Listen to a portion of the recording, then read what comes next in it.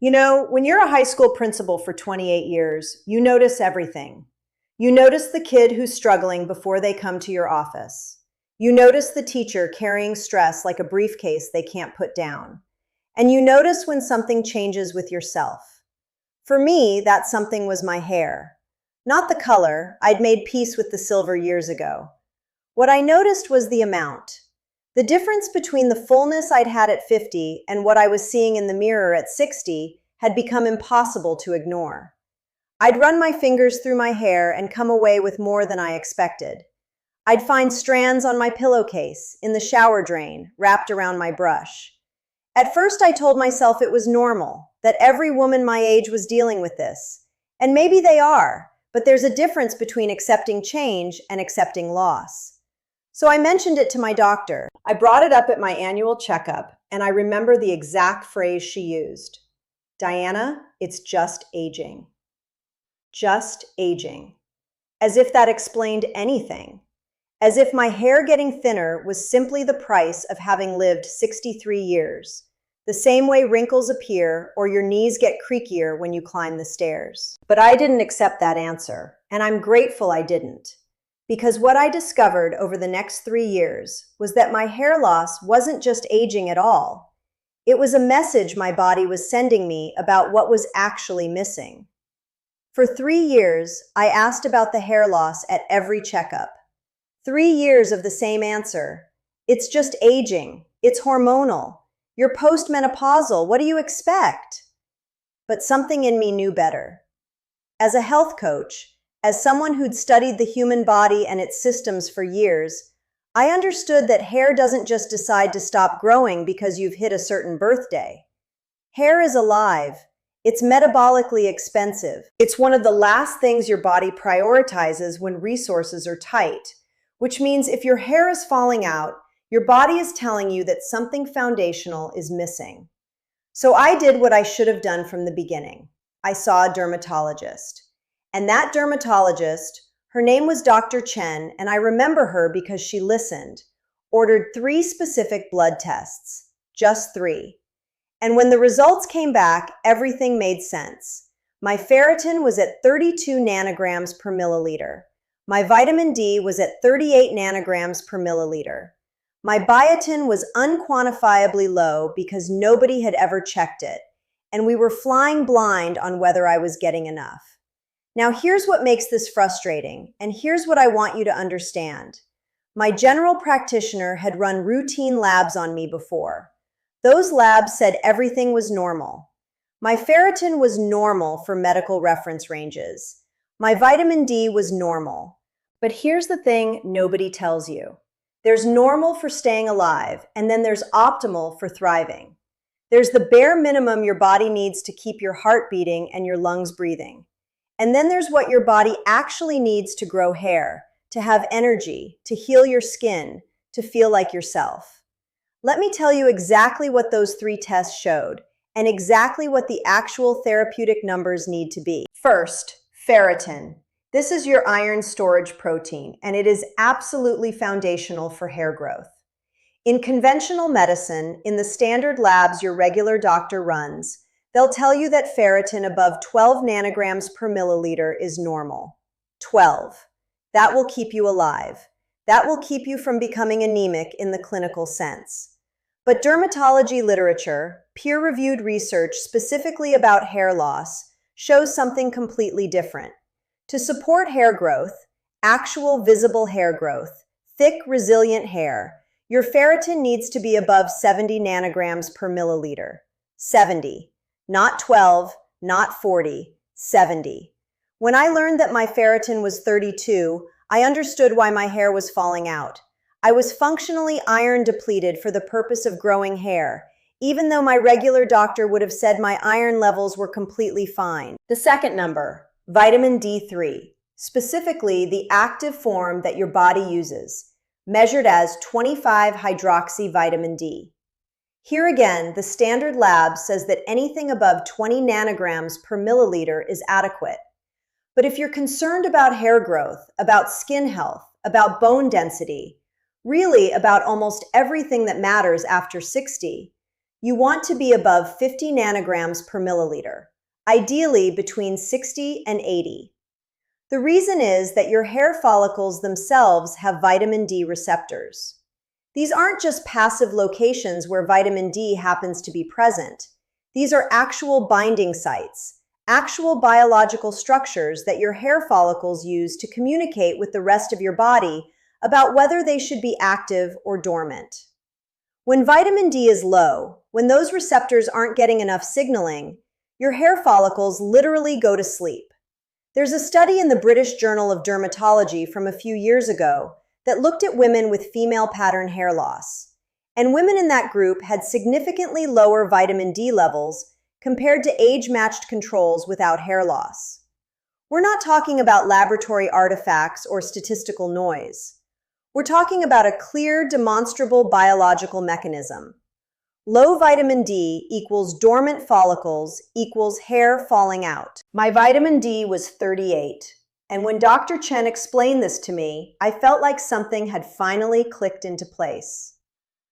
And then there's the third piece, biotin, also known as B7, also known as one of the most important nutrients for hair that almost nobody is getting enough of, especially after the age of 60. The research suggests that for hair growth support, women need somewhere between 5,000 and 10,000 micrograms of biotin daily.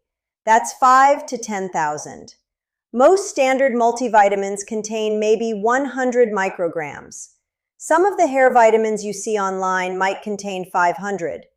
But here's the deeper issue, and this is something that most supplement marketing doesn't explain. After age 60, biotin deficiency becomes increasingly common, not because we're not eating foods with biotin, but because our gut bacteria have changed. Our microbiome evolves over time, and the bacterial populations that help us synthesize biotin, that produce additional biotin from what we eat, those populations decline with age.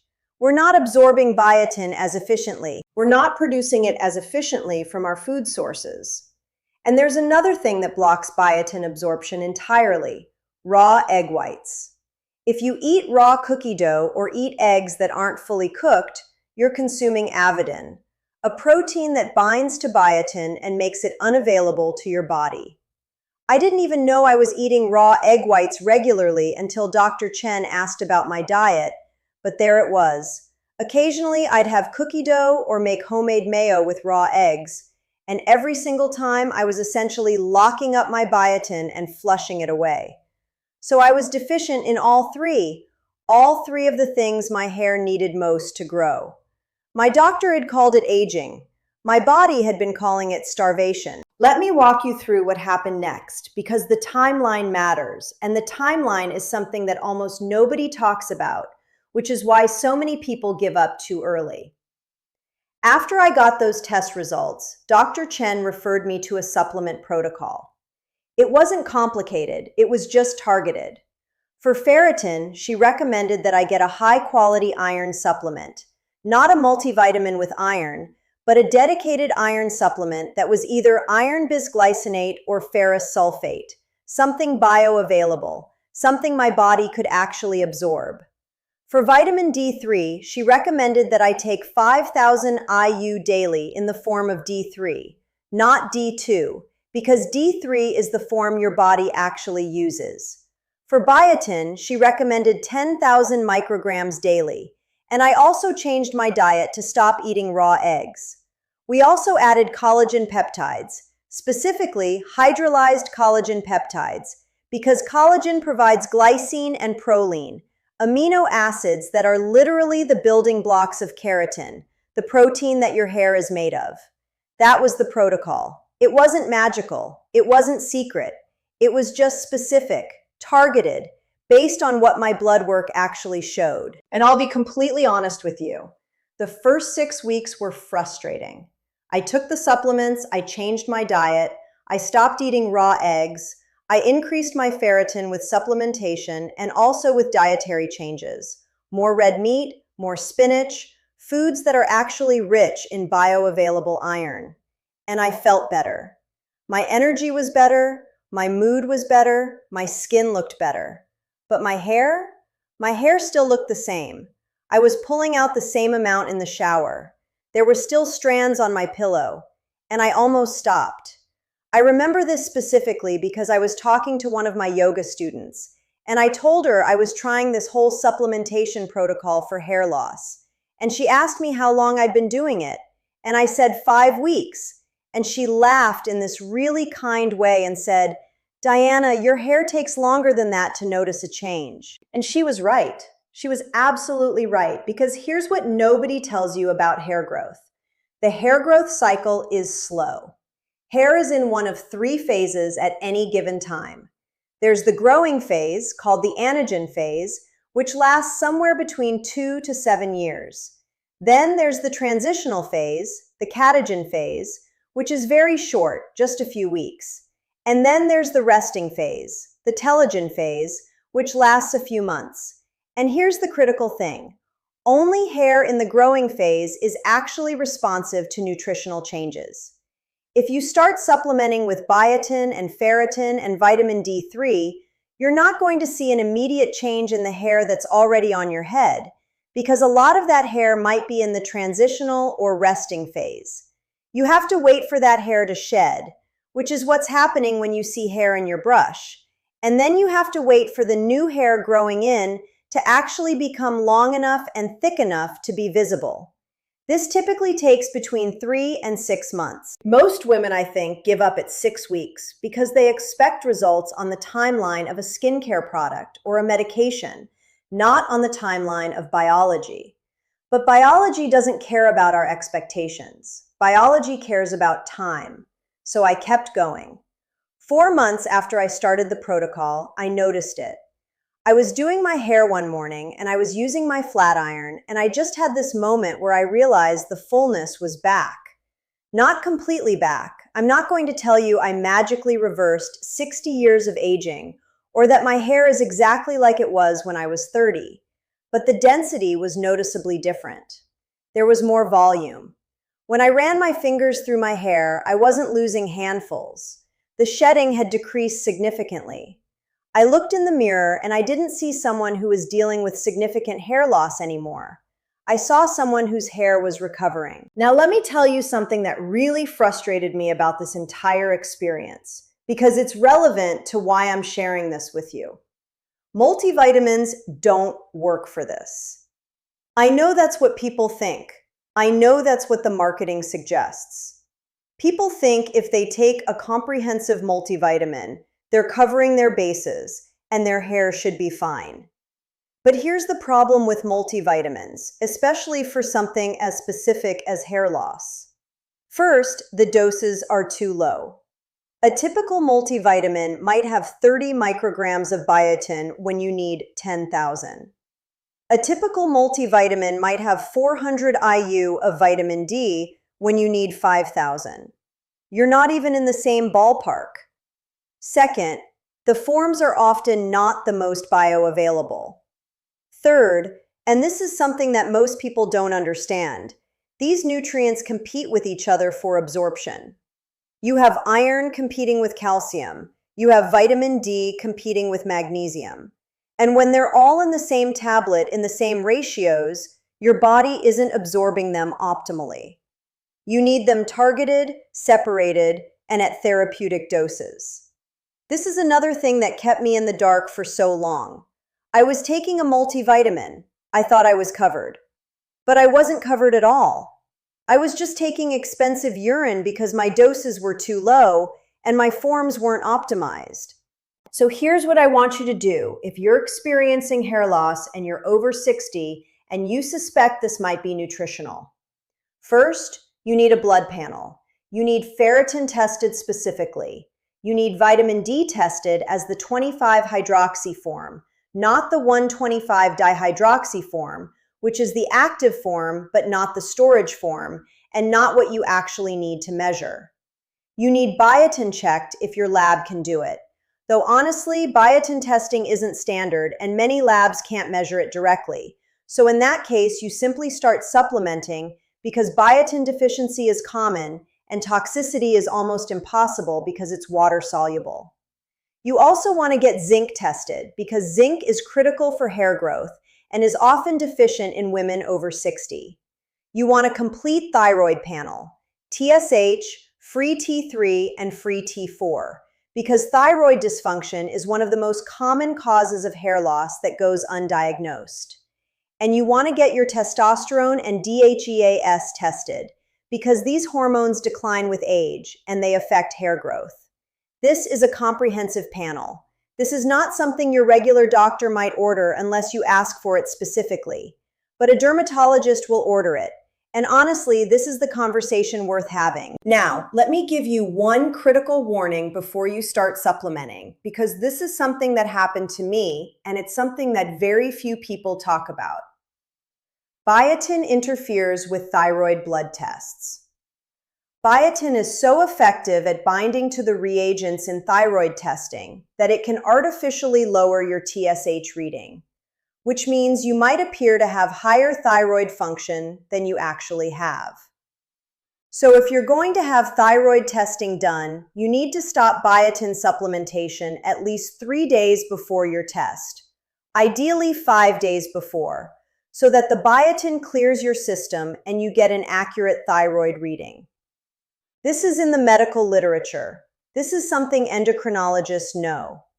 But it's not something your general practitioner might think to mention, and it's not something that's on the label of your biotin supplement.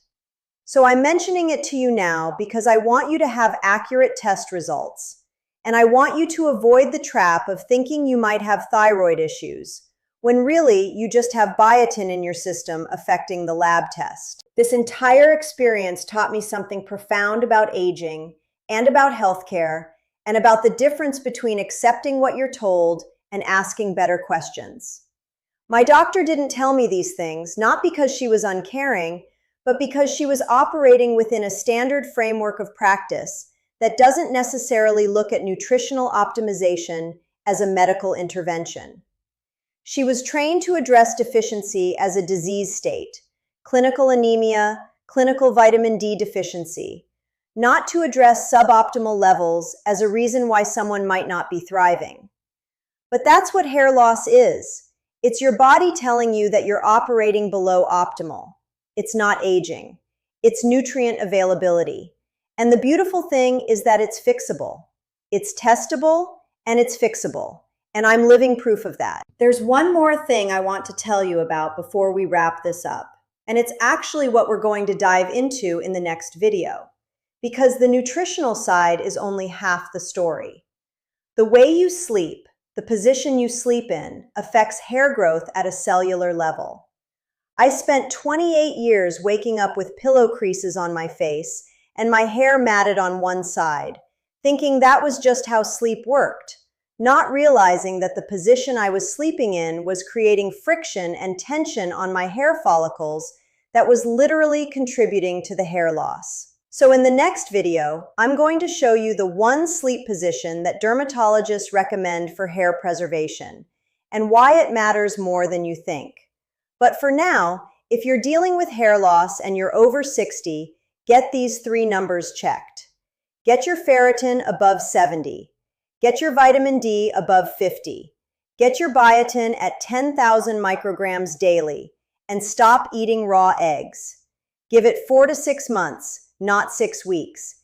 Be patient with your biology, because your hair isn't just aging. It's just waiting for the nutrients it needs to grow again.